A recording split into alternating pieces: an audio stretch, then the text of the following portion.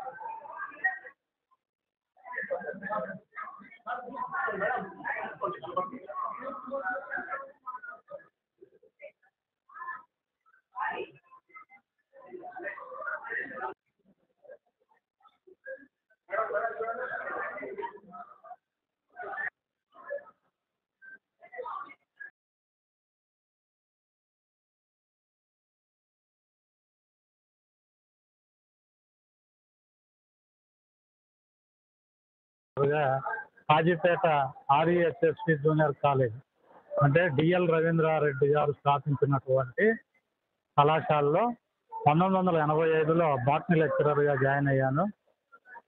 తర్వాత 2020 సంవత్సరము జూలై నెల నుంచి ప్రిన్సిపాల్గా యాక్ట్ చేశాను. యాక్చువల్గా నేను 2025 జూన్ 30వ తారీఖున రిటైర్మెంట్ అయ్యాను. మా పిల్లలు ఇక్కడ లేనందు వల్ల వాళ్ళు వచ్చేంత వరకు ఆగి నేను ఈ దినం అనగా ఆగస్టు 3వ తారీఖు రిటైర్మెంట్ ఫంక్షన్ అనేటువంటిది జరుపుకున్నాను. నేను ఎంతోమంది స్టూడెంట్స్ను తీర్చిదిద్దాను. వాళ్ళు మంచి మంచి పొజిషన్లో ఉన్నారు. డాక్టర్స్గా ఉన్నారు, ప్రొఫెసర్స్గా ఉన్నారు, లెక్చరర్స్గా ఉన్నారు. చాలా వరకు టీచర్స్, కానిస్టేబుల్స్, తర్వాత హాస్పిటల్లో నర్సులుగా వర్క్ చేస్తూ టీచర్స్గా కూడా ఎంతోమంది నా దగ్గర చదువుకున్న విద్యార్థులు మంచి పొజిషన్లో ఉన్నారు. కొంతమంది విద్యార్థులు కూడా మంచి శాలరీస్ తోటి సొంతంగా కంపెనీస్ పెట్టి కంపెనీలను కూడా నడుపుతూ ఉన్నారు. నాకు చాలా తృప్తినిచ్చింది. నా మొత్తం సర్వీస్లో నేను లెక్చరర్గా 35 సంవత్సరాలు, ప్రిన్సిపాల్గా 4 సంవత్సరాలు పనిచేసి నా విధి నిర్వహణలో నేను ఖచ్చితమైనటువంటి పద్ధతులను పాటించి పిల్లల యొక్క ఉజ్వల భవిష్యత్తుకు నేను చాలా వరకు సహాయపడినానని నేను అనుకుంటున్నాను. చాలామంది కూడా ఈరోజు నాకు ఇక్కడికి వచ్చినటువంటి విద్యార్థులు కూడా నా స్టూడెంట్స్ అంతా యూనివర్సిటీలో ప్రొఫెసర్స్గా పనిచేస్తున్నారు, డిగ్రీ కాలేజీలో లెక్చరర్స్గా కూడా పనిచేస్తున్నారు. వాళ్ళందరూ కూడా ఇక్కడికి వచ్చి నా రిటైర్మెంట్ ఫంక్షన్లో పాల్గొని నా ఈ ఫంక్షన్ను జయప్రదం చేశారు. సరే, ఇప్పుడు యువతకి ఎలాంటి ఉద్దేశం ఇవ్వాలనుకుంటున్నారు? యువత అనేటువంటి వాళ్ళు బాగా చదువుకోవాలి, కష్టపడి చదవాలి. తర్వాత మంచి వాళ్ళు పుట్టినటువంటి గ్రామానికి మంచి పేరు ప్రఖ్యాతులు తేవాలి. వాళ్ళ జిల్లాకు, వాళ్ళ తాలూకాకు, వాళ్ళ రాష్ట్రానికి, అదేవిధంగా దేశానికి కూడా మంచి పేరు ప్రతిష్టలు తెచ్చి కష్టపడి బాగా చదువుకొని ఉన్నతమైనటువంటి స్థానాల్లో వాళ్ళు ఎదగాలని కోరుకుంటున్నాను. ఇప్పుడు ఉండేటువంటి పరిస్థితులకు అనుగుణంగా వాళ్ళ చదువులు అనేటువంటివి ఉండాలి. ఇప్పుడు ఉండేటువంటి కాంపిటీషన్లో నెగ్గాలంటే కష్టపడి చదివి చాలా కృషి చేస్తేనే ఉన్నత స్థానంలో నిల్చోగలరు.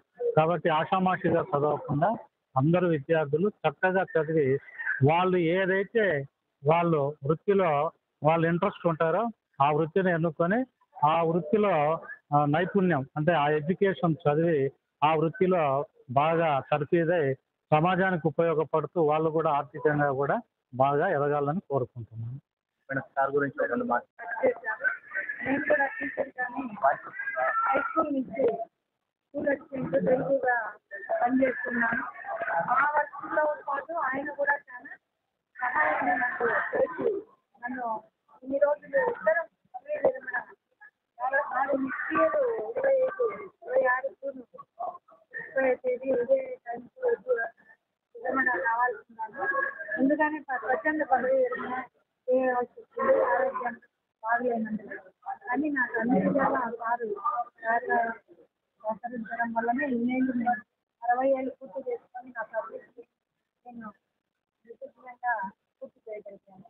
అందుకు చాలా ధన్యవాదాలు. మేడం ఇప్పుడున్న విద్యార్థులకు ఎలాంటి సూచనలు ఇవ్వాలనుకుంటున్నారు మీరు? విద్యార్థులు ఇప్పుడు చాలా మారిపోయింది కాలము. ఎందుకంటే పిల్లలు అస్సలు భయభక్తులు లేకుండా వ్యసనాలకు లోనై విద్యార్థులు అసలు వాళ్ళు అప్పుడు కాలంలో ఉన్నటువంటి విద్యా బోధన కనిపిస్తున్న అదంతా వేరుగా ఇప్పుడు మారిపోయింది. కానీ నాకు బాగా వేస్తుంది దాని గురించి. పిల్లలందరూ కూడా సెల్ ఫోన్లకి అలవాటు అయిపోయి వ్యసనాలకు చాలా దగ్గర అవుతున్నారు, చదువుకు దూరం అవుతున్నారు. అదే బాధగా ఉంది. అందరూ కూడా బాగా చదువుకొని వృత్తిలో వాళ్ళ యొక్క అభిరుచులు ఎలా ఉంటే దాన్ని వాళ్ళు లక్ష్యంగా తీసుకొని ఎదుర్కోవాలని ఓకే సార్. ఫస్ట్ మీ పేరు, తర్వాత క్యాడర్, తర్వాత సార్. నా పేరు శ్రీనివాస్, ఎంఎస్ ఆఫ్థల్మాలజీ చేస్తున్నాను. సో ఈరోజు మా డాడీ రిటైర్ అవుతున్నందుకు చాలా హ్యాపీగా ఉంది. ఇన్ని రోజులు వర్క్ చేసి బాగా టైర్డ్ అయిపోయింటారు. నెక్స్ట్ రిటైర్మెంట్ లైఫ్ హ్యాపీగా ఉండాలి. అండ్ చాలా వరకు చెప్పినట్టు చాలామంది స్టూడెంట్స్ ఇప్పుడు ప్రజెంట్ మంచి మంచి పొజిషన్స్లో ఉన్నారు.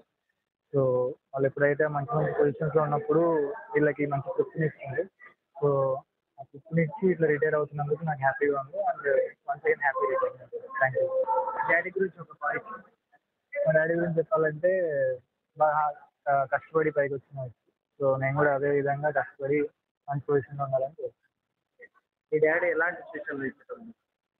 ఎలాంటి సూచనలు అంటే అదే ఎప్పుడు టెన్షన్ పడకుండా ఫ్రీగా ఏది అంటే ఎగ్జామ్స్ కానీ ఏదైనా స్ట్రెస్ పడకుండా వచ్చినంత వరకు కంప్లీట్ చేసుకుని ముందుకు వెళ్తా ఉన్నాను తప్పితే టెన్షన్ పడకుండా ఏం రాదు అని చెప్పేవాళ్ళు. సో అది బాగా హెల్ప్ఫుల్ అయ్యేది నాకు. సో ఎగ్జామ్స్ టైంలో కానీ ఎప్పుడన్నా వేరే కాంపిటేటివ్ ఎగ్జామ్స్ అప్పుడు కూడా మంచి గైడ్లైన్స్ ఇచ్చి ఇప్పుడు ఈ పొజిషన్ ఉన్నానంటే 100% మా డాడీ గైడ్లైన్స్ వల్లే ఇక్కడ ఉన్నాను.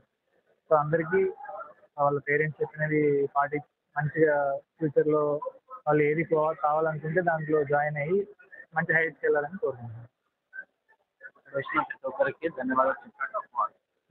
అండ్ ఇక్కడికి చాలా దూరం నుంచి మా బంధువులు కానీ సార్ వాళ్ళు కానీ స్టాఫ్ కానీ కాలేజ్ పనిచేసే టీచర్స్ కానీ అందరూ సండే వచ్చినందుకు అందరికీ చాలా థ్యాంక్స్.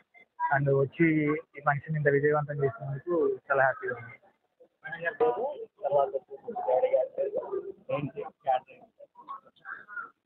నా పేరు శాలిని. నాన్నగారి పేరు వై వెంకటేశ్వర. నాన్నగారు గత 39 సంవత్సరాలుగా పనిచేశారు అడ్మినిస్ట్రేటివ్ పార్టీలో. ఎంతో సంతోషంతో మమ్మల్ని పెంచారు. అన్ని తమ్ముళ్ళు గారు, అమ్మ నాన్న చాలా కష్టపడ్డారు.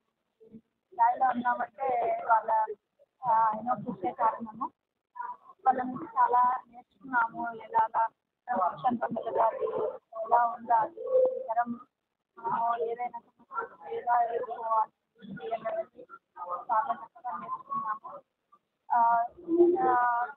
చెప్పే విధానం కానీ శిక్షణ కానీ చాలా చాలా మంది పిల్లలకి సో ఎక్కడైనా 60 సంవత్సరాల తర్వాత రిటైర్ అయ్యారు. 10 సంవత్సరం అమ్మ రిటైర్మెంట్ కాలేజ్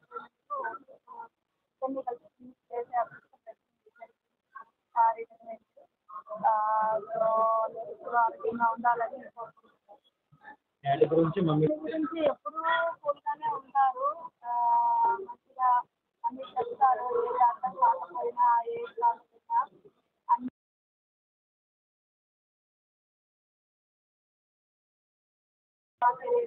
కానీ చాలా నెమ్మదిగా అన్ని సలహాలు ఇచ్చేవారు. సో చాలా కష్టపడతారు, ఎంత పెద్ద పెద్ద అన్ని చేస్తారు. ఇప్పుడు సమస్య చేస్తూనే ఉంటారు, ఏదైనా ఒక పని అనుకుంటే సాధిస్తారు. చాలా కష్టంతో చేస్తారు. ఓపిక పట్టుదల అనిపించిన రోజు వాళ్ళు ఎదురు చేస్తున్నారు. ఈ కార్యక్రమాన్ని చూసినందుకు ధన్యవాదాలు. సో అందరికీ కార్యక్రమాన్ని ఇంకా